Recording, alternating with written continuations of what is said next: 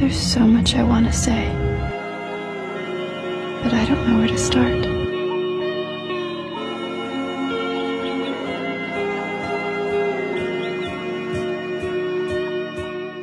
सुबह की पहली किरण और मैं कहती हूँ आप सबको खुशामदीद जेटविंग होटल के इस दिलकश नजारे के साथ। आज का मेरा व्लॉग होने वाला है बहुत ही फन और एक्साइटमेंट से भरा हुआ। इस एक्सपीरियंस को आप भी मेरे साथ एंजॉय करें। दिन की शुरुआत करते हैं इस यम्मी ब्रेकफास्ट से। मैं बताती हूँ आपको अपने बुफे का एक्सपीरियंस, क्योंकि यहाँ हर तरफ खुशबू और रंगों का समंदर मिलता है जो दिल को बहकाने के लिए काफी है।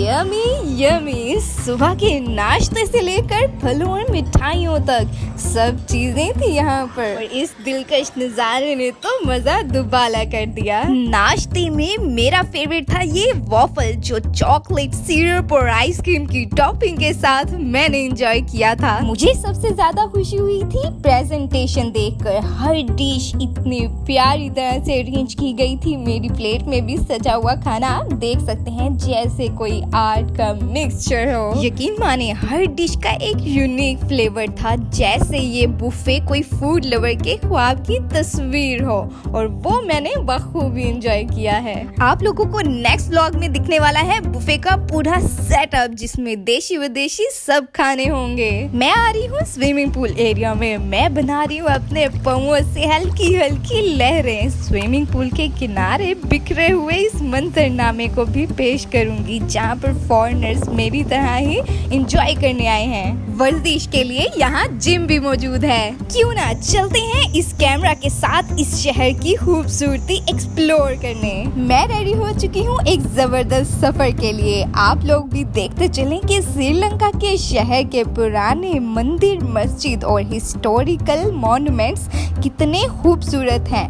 मैं इस शहर की नेचुरल ब्यूटी में तो खो ही गई थी। इस शहर को कहते हैं हुराना और जिस जगह हम जा रहे हैं उसको कहते हैं सफारी पार्क। यहाँ हमने अपनी कार पार्क करके जीप हमने रेंट कर ली है ताकि हम एंजॉय कर सके खुले आसमान के तले इस वाइल्ड लाइफ को। जब आप सफारी पार्क पहुँचते हैं तो आपको एक हजारों साल पुरानी जंगलों की खुशबूदार माहौल का एहसास होता है। और इस थीम को मैच करने के लिए मैंने वेयर किया था स्किन कलर का जंप सूट और इसके ऊपर हमने वेयर किया है हैट, ताकि हम इस धूप से बच सके और टैनिंग ना हो, लेकिन इस तेज हवा से बच के कि कहीं आपकी हैट उड़ ना जाए। ये जगह तो वाकई तबीयत की खुशियों का खजाना है। मुझे जंगल में मुख्तलिफ हैवानों की आवाजें सुनाई दे रही थी, लेकिन यहाँ पर मुझे कोई दिखाई नहीं दे रहा था सिवाय इस मंगूज के जो हमें देखते ही भाग गया। यहाँ जानवर तो दिखाई नहीं दे रहे थे, लेकिन जंगल की कुदरती हसीन मनाजिर को देखने के लिए मैं जीप की सीट के ऊपर चढ़ गई, लेकिन शुक्र है मैं बच गई गिरते गिरते।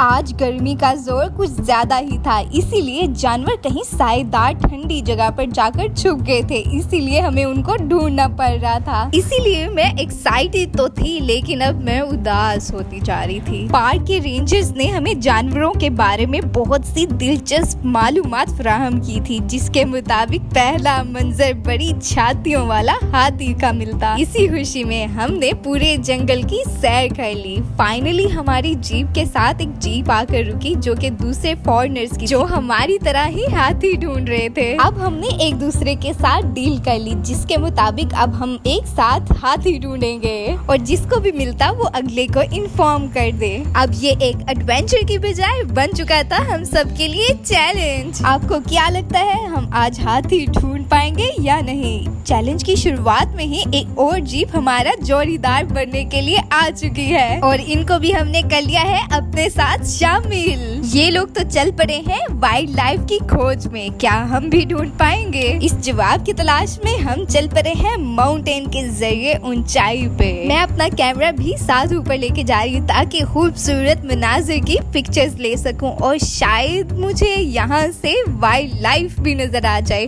और कुछ जानवरों की पिक्चर्स मैं कैप्चर कर सकूं। यहाँ से दिख रहा है जंगल का कुछ ही हिस्सा जो वाकई काबिले दीद है। लेकिन ये ऊंचाई भी काफी नहीं थी, तो रेंजर्स ने बनाया हुआ है यहाँ पर कैबिन, और मैं अपने हेड को संभालते संभालते चढ़ गई हूँ यहाँ। लेकिन यहाँ से भी मुझे कुछ भी दिख नहीं पाया सिवाय इस हरे भरे जंगल के। इस नजारे के बावजूद मेरे दिमाग में यही चल रहा था कि कैसे ढूंढेंगे हाथी इस बड़े से जंगल में। मायूसी और थकन के साथ हम चल पड़े हैं वापसी को, क्योंकि हमें नहीं मिल रहे जानवर। माउंटेन से उतरते हुए मुझे एहसास हो रहा था कि अच्छा किया कि मैंने ये बूट वेयर किए थे, जिनसे चलना मेरे लिए बहुत ही आसान हो रहा था। इतनी दूर से मुझे दिखाई दे रही थी अपनी छोटी सी जीप, और साथ में हमारे गाइड जो कि हमारी ही तरह मायूसी में थे। कोई बात नहीं, ये स्पॉट ऐसा था कि यहाँ पर हम बहुत चिल कर सकते थे, इसीलिए हमने बुला लिया दूसरे टूरिस्ट को एंजॉय करने के लिए। चल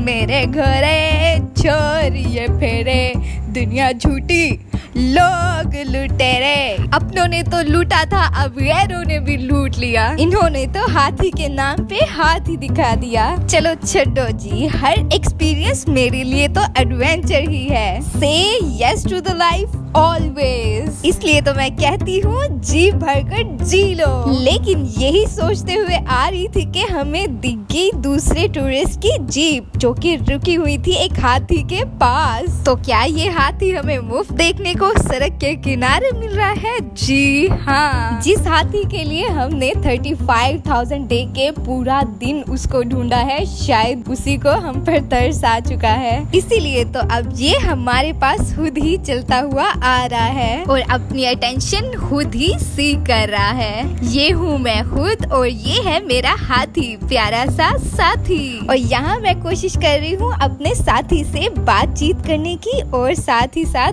दोस्ती करने की। हाय, आज हमने आपको बहुत ही ज्यादा ढूंढा है। राजू, लगता है इसको अपना नाम बहुत पसंद आया है। क्यों राजू? जब ये अक्लमंदी और समझने की सलाहियत में इंसानों से भी आगे है, तो क्यों ना इसको नाम दिया जाए और इससे दोस्ती की जाए। कभी कभी मंजिल से ज्यादा सफर का मजा आता है। हमें तो लगा था कि आज शायद हमें हाथी ना मिल पाए, लेकिन आज हमने एक नई कहानी लिख दी। सड़क के किनारे इन जीप के हजूम में ही हाथी लोगों की मुस्कुराहट और प्यार का मरकज बना हुआ था। तो क्यों ना इसी पल को याद रखा जाए। मैंने ये एक्सपीरियंस किया कि सफर का मजा है इसके हर लम्हे को खुद से जोड़ कर देखना। अगर आपने भी कभी ऐसी सिचुएशन में मजा लिया है या किसी सफर में ऐसा कुछ इंटरेस्टिंग बातें हुई हैं, तो जरूर मेरे साथ भी कमेंट्स के जरिए शेयर कीजिएगा। जीप गाइड और सफारी पार्क को अलविदा कहने का मौका आ चुका है, और हम लेंगे अपनी कार वापिस और चल पड़ेंगे अगले सफर के लिए। और घूमते फिरते हम चलेंगे अब खाना खाने के लिए, क्योंकि मुझे लग चुकी है जोरों की भूख। अगर आप भी सफर करते हैं तो आपने भी देखा होगा रास्ते की दोनों तरफ फैली हरियाली, पेड़ पौधों के नजारे कितने खूबसूरत होते हैं। कभी कभी सफर का असल मजा तो रास्ते के किनारे के नजारों में छुपा होता है। जैसे मैं और आप पुराने मंदिर को देख रहे हैं और साथ साथ इन बादलों को अपने संग लेते हुए जा रहे हैं। समंदर की लहरें, ठंडी हवा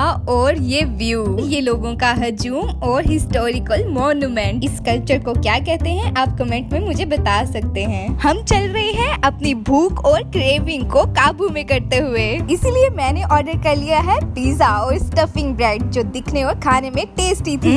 यमी यमी। उम्मीद है आपको ये व्लॉग बहुत पसंद आया होगा। अगर आपको ये रंगीन और मजेदार सफर पसंद आया तो जरूर सब्सक्राइब, लाइक, शेयर जरूर कीजिएगा। टेक केयर, अल्लाह हाफिज।